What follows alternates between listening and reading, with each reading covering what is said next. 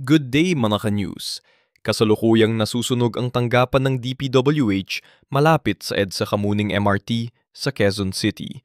Nag-uulat, Marv Swayze ng Online News PH.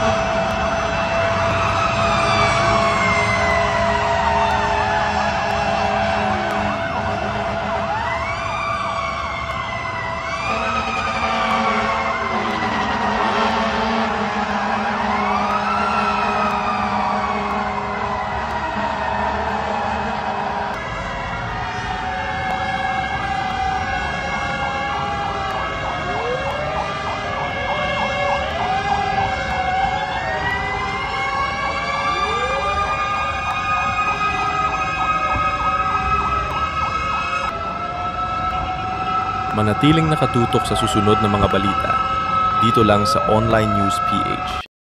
Thank you all for watching this here video.